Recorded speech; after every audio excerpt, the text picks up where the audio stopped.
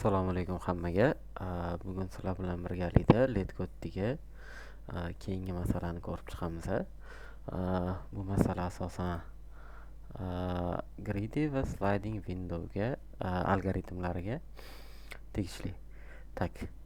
Men yechgan paytimda greedyga tegishliligi ko'rsatilgan edi topiklar bo'limida, ya'ni mavzular bo'limida, lekin greedy olib tashlanibdi. Savolni tushuntirishdan yechishdan oldin o'zi sliding window va greedy algoritmlari qanaqa ishlaydi, shuni ko'rib chiqishimiz kerak. Qisqacha aytib o'taman. Greedy bu har bitta siklni, ya'ni har bitta tekshirish davomida bitta algoritm, ya'ni bir xil tekshiruvni amalga oshiramiz. Bu tekshiruvlar tugagandan keyin natija chiqishi kerak bizda aniq. Ya'ni har bitta sikl uchun, har bitta tekshirilishi kerak bo'lgan bo'limi uchun bir xil yo'l tutiladi, ya'ni bir xilda tekshiriladi hamma qiymatda. Ya'ni array yoki ma'lumotni oldingi qismiga qarab keyingi qismi o'zgarmaydi, ya'ni tekshirish keyingi qismida o'zgarmaydi. Agar o'zgarganda dinamik programmingga tegishli bo'ladi. Greedyda unaqa emas. Greedyda oldingi qismi ham array holati o'zgarishiga qarab algoritm o'zgarmaydi. Ya'ni algoritm statikligicha qoladi, array qanaqa o'zgarishidan qat'iy nazar. Bu masalada ham xuddi shunaqa greedy va sliding window ishlatiladi. Endi sliding window qanaqa? Ya'ni array yoki ma'lumotlar tuzilmasini bo'limlarga, ya'ni oynachalarga bo'lib chiqib, har bitta oyna uchun tekshirish. Ya'ni greedy va sliding window bu yerda qattiq tutashyapti. Har bitta oyna uchun, ya'ni har bitta arraydagi ma'lumotdagi bo'limlar uchun greedyni qo'llash. Ya'ni bitta algoritmni qo'llash va javobni topish. Bugungi masalamizda minimum swaps to group all ones together. Ya'ni shu masalaning ikkinchi qismi. Bu yerda nima deyilgan? Bizga bitta array kirib keladi va arraydagi birlarni yonma-yon qo'yish uchun biza nechta bir bilan nollarni almashtirishimiz kerak. Shundan chiqibdi, array faqat 0 va 1 lardan tashkil topgan. Ya'ni mana bu masalani ko'radigan bo'lsak, bu yoqda 0 1 0 1 1 0 0. Biza 3 ta 1 ni yonma-yon qo'yishimiz uchun mana bu 1 ni bu joyga o'tkazishimiz ham o'zi yetadi. Yokida mana bu 1 ni bu yoqqa o'tkazamiz va bu 1 ni keyin buni joyiga qo'yamiz. Bunda ikkita almashtirish amalga oshyapti. Yoki mana bu 1 ni olib turib bu yoqqa qo'ysak bo'ladi, bitta almashtirish. Biz topishimiz kerakki, eng kam almashtirishlar soni bilan arraydagi birlarni yonma-yon qo'yish. Va e'tibordan qochirmasligimiz kerak bo'lgan tomoni, mana bu array mana bu qismida joylashgan bir oxiriga tutash deb hisoblanadi. Ya'ni array circular deyiladi, ya'ni aylana shaklida. Mana bu boshi bu oxiriga tutashib ketgan bo'ladi. Bu yoqda biz hech qanaqa simulation qila olmaymiz. Ya'ni har bitta birlarni joyini almashtirib turib yonma-yon bo'ldimi deb tekshira olmaymiz, chunki bizda constraint 10^5 bu juda katta nima bo'lib ketadi. ON time complexityda ishlaydigan bo'lib qoladi algoritmimizda. Shuning uchun biz ON kvadratda ishlaydigan bo'lib qoladi. Uni ON ga tushirishimiz kerak. Buning uchun bizga greedy yordam beradi. Masalani yechishdan oldin o'zingizlar bitta o'ylab ko'rishingiz mumkin. Qanaqa simulation qilish mumkin? Eng oson yo'li ikkitali for ishlatib turib simulation qilish, ya'ni birlarni joyini o'zgartirib ko'ramiz va tekshirib ko'ramiz. Bitta 1 ni 0 bilan almashtiramiz va tekshiramiz. Qiyin eshitilishi mumkin, lekin bu yo'l bilan ham amalga oshirsa bo'ladi. Tezlik aytganimdek tushib ketadi. Fizikada bitta qoida bo'lganda, ya'ni kuchdan yutsak masofadan yutqizamiz, kuchdan yutqizsak masofadan yutamiz. Ya'ni ko'p kuch sarflab masofani yutishimiz mumkin yoki kamroq kuch sarflab masofani yutqizishimiz mumkin. Bu yoqda ham xuddi shunaqa.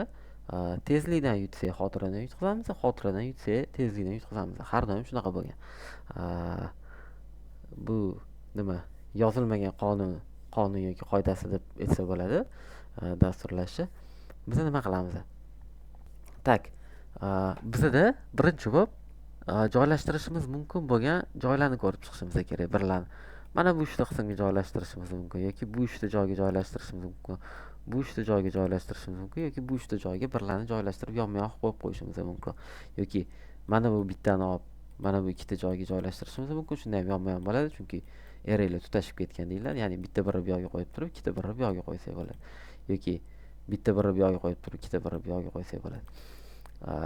Ya'ni birinchi case uchun aytmoqchiman, chunki bizada birinchi case 3 ta bir bor va 3 ta bir yonma-yon bo'lishi uchun bizga 3 ta joy kerak bo'ladi. Arraylar birlar soni 4 ta bo'lsa, 4 ta joy kerak bo'ladi. Ikkitasini bu yoqqa, ikkitasini bu yoqqa qilsak bo'ladi, bittasini bu yoqqa, 3 tasini bu yoqqa qilsak bo'ladi yoki bittasini bu yoqqa, 3 tasini bu yoqqa qilsak ham bo'ladi. Yoki 4 ta bu yoqqa, 4 ta bu yoqqa, 4 ta bu yoqqa va 4 ta bu yoqqa joylashtirsa ham bo'ladi. Ko'rganinglardek, bizada muammoni yechishda birlar soni muhim. Ya'ni birlarni joylashtirishimiz ham muhim. O'shaning uchun birinchi qiladigan ishimiz, ya'ni algoritmda ham ketma-ketinlik juda ham muhim, chunki ta'rif berilsin deganda algoritmda muammoni qadamma-qadam yechish yo'li deb ta'rif bersak bo'ladi algoritmga. Xuddi shunaqa. Biza birinchi qilishimiz kerak bo'lgan narsa arraydagi birlar sonini sanab olish. Xo'p, birlar sonini n deb belgilasam va arrayga aylanib chiqaman. Namusliingizdan kichkina bo'lsin, i harfi siklda bittaga ochsin va if namusi i'si teng bo'lib qolsa 1 ga endi bittaga oshirib qo'yamiz. Shunaqa qilsak bo'ladi. Tak, mana bitta for yozib yubordim. Ko'pchilik aytishi mumkin. Bu on time kompleksida ishlaydi. Tegidan yana bitta for yozsam, bu hech qanaqa bizani algoritmga ta'sir qilmaydi. Ya'ni on tezlikda ishlashiga ta'sir qilmaydi. Chunki forlar qachonki ichma-ich yozilinsa va har bittasini uzunligi namusga teng bo'lsa, ya'ni namus marta aylansa, namusliingizni ko'paytirilgan namusliingizni namus kvadrati bo'ladi. Bu bo'lsa on kvadrat time kompleksiga olib keladi. Namusni bitta aylanib chiqib, yana alohida aylanib chiqsa, u hech qanaqa on time kompleksini oshirmaydi. Qaysi ma'noda oshiradi? O2n ga oshiradi. O2n yaxlitlangan holatda on time kompleksi deyiladi. Bundan xavotir olish shart emas. Ya'ni namusliingizni ichma-ich forlar orqali emas, alohida forlar orqali 2 marta aylanish O2n time kompleksiga olib keladi. Bu on kvadrat time kompleksidan juda ham kichkina deb qaraladi.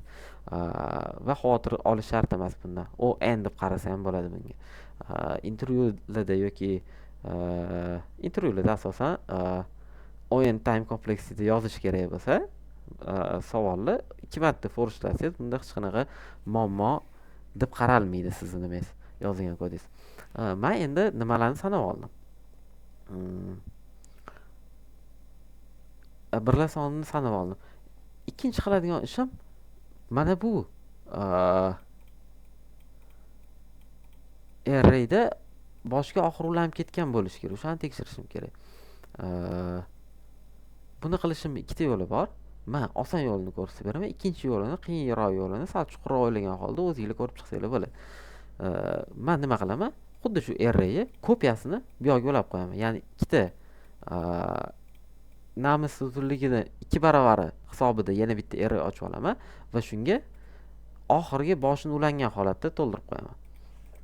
Uning uchun array ochamiz. My namus deyman. New int namusliingizni ko'paytirilgan 2. Endi my namus bilan to'ldirib chiqaman va ketidan yana bitta namus qo'yib qo'yaman.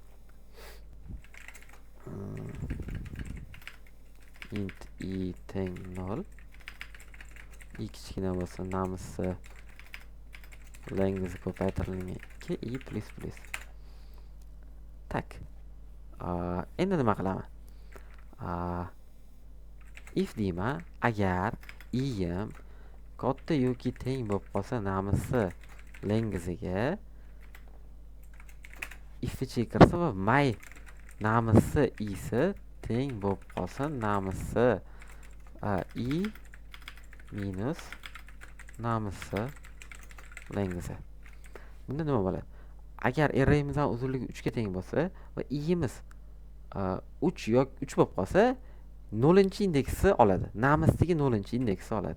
Va bunga namsni berib qo'yishim kerak. Namsni 0 indeksini oladi. Iyim to'g'ri bo'lib ketib qolsa, birinchi indeksi oladi. Yana 0 olyapti, keyin 1 olyapti. Agar unaqa bo'lmasa, shunchaki my namsi i'si teng bo'lsa, namsi i'siga qilib qo'yaman. Birinchi bo'lib i hech qachon namsi lengizdan katta bo'lib ketmaydi. Mana shu oxirgi kelgungacha keyin katta bo'ladi. Keyin katta bo'lganda ham men namsi lengizni bitta ayirib olsam, yana 0 indeksga qaytib qoladi. Keyin yana bittaga katta bo'lib ketib qoldi. Keyin 1 oladi. Keyin 2, keyin 3, keyin 4. Shunaqa to'ldirib chiqadi array. Tak, oldim. Namsi lengizni. Endi nima qilaman? Endi sliding windowni qo'llashim kerak. Ya'ni namsi ichidagi birla sonicha windowlarni ko'rib chiqishim kerak. Ya'ni har bitta oynani ko'rib chiqishim kerak. Men 3 ta oynani ko'rib, 3 ta oynani o'chirib olib, keyin yana birinchi indeksga o'tib, yana 3 tani ko'rib, keyin yana 3 tani ko'rib, keyin yana 3 tani ko'rishim noto'g'ri bo'ladi. Chunki yana orqaga qaytib qolaman. Mana bu joyga keldimmi, 3 ta oynani ko'rdimmi, 3 ta indeksi, keyin bu yoqdan davom etishim kerak. Yana orqaga qaytishim shart emas. Ya'ni aytmoqchi bo'lganim, birdan 0 indeksdan boshlanib, ikkinchi indeksga keldim. Bitta tekshirdim buni. Bu yoqqa qancha swap kerak? Ya'ni birlar bilan to'ldirish kerak. Tekshirdim buni. Endi mana bu yoqdan yana qaytadan hisoblab chiqishim kerak emas-da. Mana shuni tekshirdim, bu yoqqa o'tib ketishim kerak. Chunki arrayda mana bu qismgacha yurib qo'ygan bo'laman men. Bu yoqgacha yurdim. Mana buni tekshirdim. Birni tekshirdim. 3 tani tekshirib bo'ldim. Endi bu yoqqa o'tib ketishim kerak. Orqaga qaytishim kerak emas. Orqaga qaytishim algoritmni, ya'ni kodimizni sekinlashtirishga olib keladi. Uning uchun nima qilib olaman? Men int start deyman, 0 deyman, int end deyman, 0 deyman. While yozaman. End kichkina bo'lsa ishlasin, my namsi length qo'yamiz. Chunki my namsi tekshirishim kerak endi. Tak. Agar end minus startim katta bo'lib qolsa, enddan, ya'ni nima degani bu? 4-indeksga kelgan paytim, ya'ni 3-indeksga kelgan paytim 0 ayirsam katta yoki teng deyishim kerak ekan. 3 bo'ladi bu. Ya'ni mana bu 3 tani tekshirib bo'lgan bo'laman men. Shu 3 tani tekshirib bo'lganimda nechta swap kerakligini mana shu if ichida tekshirib olishim kerak. Yana bitta count ochaman. Bu mana shu windowdagi, ya'ni mana bu oynadagi birlar soni o'zi nechta? Birlar soni masalan bitta bo'lsa, bu yoqqa yana 2 ta 1 qo'yishim kerak. Ya'ni 2 ta swap qilishim kerak. Mana bu 0 bu 1 bilan almashtirishim mumkin. Bu 0 bu 1 bilan. 2 ta swap kerak bo'ladi. Buning uchun count ochib olaman. Countni sanab ketaman. Mana shuni teng qilib qo'ysa ham bo'ladi. Hech qachon bundan katta bo'lib ketmaydi. Va nima qilaman? Result, yana bitta result ochib olaman. Bu qaytaradigan natijamiz bo'ladi. Int max deymiz. Eng katta qiymat bo'lsa hozircha. Va tekshiraman. If deyman. Resultim katta bo'lib qolsa, n minus countdan result teng bo'lsa n minus countga. Mani n'im 3 dedi. Mana buni to'ldirishim uchun menga 3 minus oynadagi, ya'ni mana bu tekshirilayotgan windowdagi birlar soni 2 ta kerak. To'g'ri ishlayapti, to'g'rimi? Endi nima qilaman? Endi qiladigan ishim endi bittaga oshirib qo'yaman. Startni bittaga oshirib qo'yaman. Ya'ni va startni ham tekshirib qo'yishim kerak. Agar my namsi startiga turgani teng bo'lib qolsa 1 ga, countni bittaga ayirib yuborishim kerak. Ya'ni oyna bu yoq tomonga surilyapti va bu yoq 1 bo'lsa, birlar soni bu yoqdan chiqib ketyapti. Oyna ichida emas endi 1. Ya'ni men bu yerga keldim, 2 ta 1 bor edi. Endi bu oynaga yurganimda 2 ta 1 bor. Mana bu 1dan voz kechishim kerak. Mana shu 1ni o'tkazishim kerak. Chunki oynadan tashqariga chiqib ketyapti. Va startni ham bittaga oshirib qo'yaman. Else holatida, bunaqa bo'lmagan holatda if deyman. Agar my namsi endidagi teng bo'lib qolsa 1 ga, count bittaga oshiraman. end har doim bittaga oshib ketaveradi. Ana endi return result qilsam bo'ladi. Tekshirib ko'ramiz, kodda hech qanaqa xatolik yo'qmi? Keyin submit qilishga o'tsak bo'ladi. Okey, xatolik chiqdi. Endi kod bitta boshqatdan o'qib chiqishimizga to'g'ri keladi. Qayoqda xato qilganimizni topish uchun. Mana bu holat uchun ikkita sabab minimum deb qaralinyapti. Aha. Tushunarli.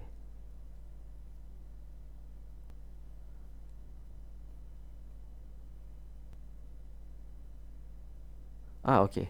End emas, end plus 1. Chunki indeksda 2 va 0. 2 dan 0 ayrsam 2 bo'ladi. Lekin mana bu indeksda o'sha biz 3-indeksga kelgan bo'lamiz. Adashmasam. Yo'q. 3 ga kelgan paytimiz 0 ayiramiz, buni tekshiramiz. Aha. Mana bu indeksga keldik deylik. 3-indeksda turibmiz. Orqada bitta 1 bor.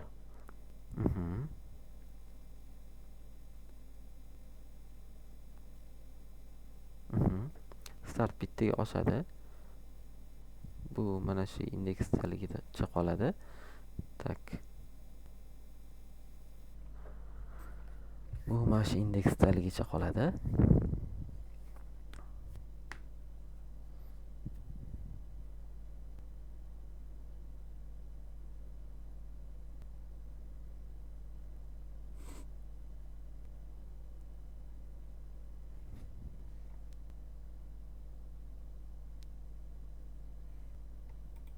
Tekshirildi. Start bittaga oshdi. Start bu yoqqa keldi. Bu yoqqa 3 dan 1 ayiramiz, 2 bo'ladi. Keyingi holatda 1 qo'shib olamiz. Count bittaga oshadi.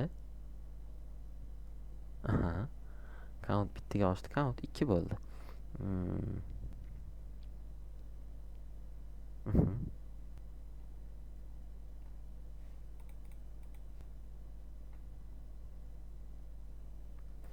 Mana shu joyda konsolga write line end bilan start chiqarib ko'ramiz.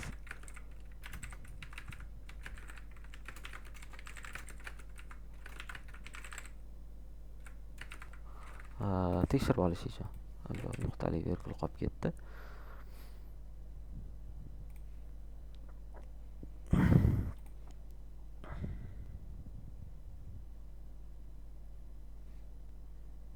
Qaysi holatlar tekshirilyapti?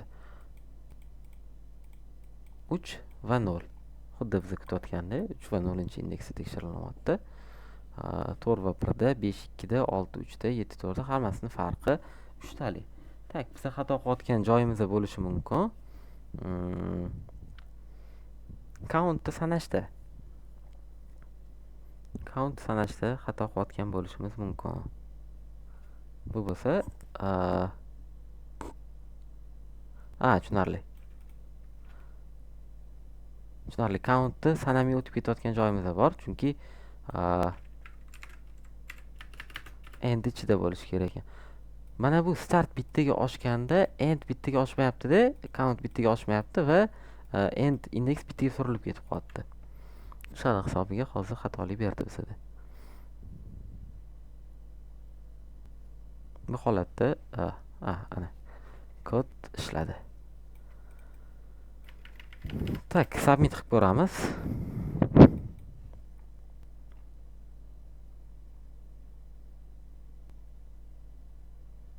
Da 12 ms bilan o'tdi, 25% koddan ko'p deb qaralinyapti.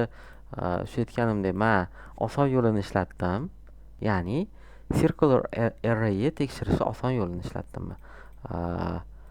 Sizlar bo'lsanglar bitta osonroq yo'li bor, qiyinroq yo'li bor, lekin ozgina o'ylash kerak. O'sha yo'lini topib kommentariyaga yozsanglar, qanaqa yechimligini albatta ko'rib chiqamiz va uni ham video qilishga harakat qilamiz.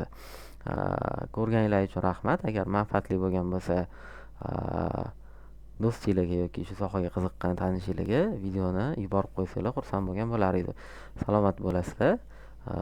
Ajratgan vaqtinglar uchun rozi bo'linglar. Rahmat.